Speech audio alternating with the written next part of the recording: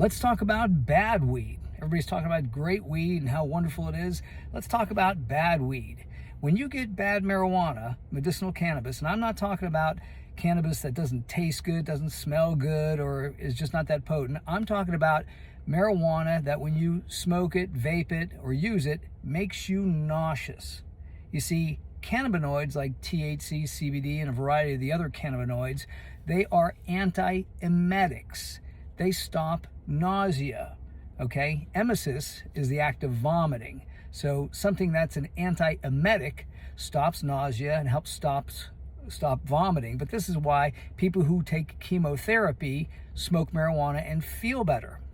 So when you're talking about marijuana that makes you sick or makes you nauseous, there is something in that marijuana that's causing it. And typically it's pesticides. And they test for 50 to 60 different pesticides. One of the biggest culprits is Eagle 20, also called myclobutanil, if you want to know the chemical name.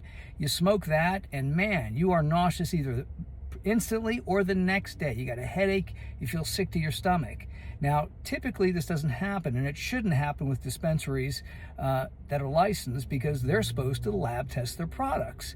But there are a number of dispensaries here in Florida, I don't want to name any, but they typically have 3 letters to them. And a friend of mine buys weed from them, and she gets very sick, but she's not normally allergic to medication or medicinal cannabis. So she buys it from one of the top or more popular dispensaries in the area, and she's okay. And I'm like, it sounds like that product has not been tested for pesticides.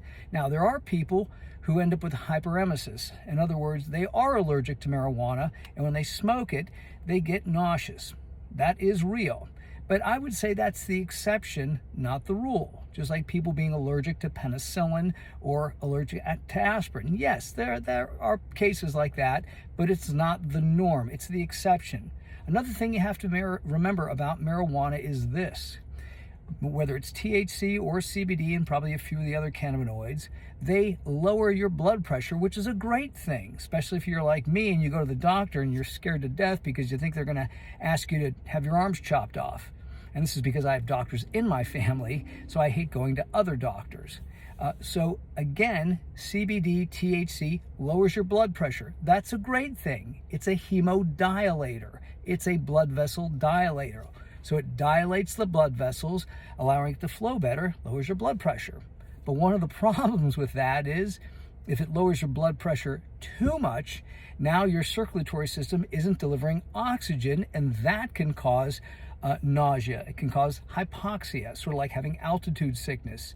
Not enough blood, not enough oxygen, then you begin to feel nauseous. So these are some of the things you have to take into consideration when you're smoking marijuana, and all of a sudden you smoke marijuana and it makes you sick. Does it come from a reputable source? Has it been lab tested? Does it have pesticides in it? Am I smoking it or vaping it or eating it?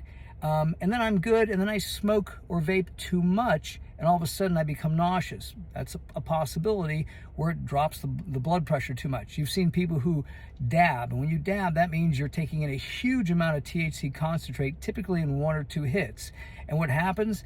They inhale, and it's probably a combination of not having enough oxygen because they've inhaled for so long, and also the THC or the concentrate dropping their blood pressure, and all of a sudden, dunk, they go out. So these are some of the things you need to think about if the cannabis or medicinal cannabis you're using is making you nauseous. If you like, subscribe, leave a comment. I appreciate it.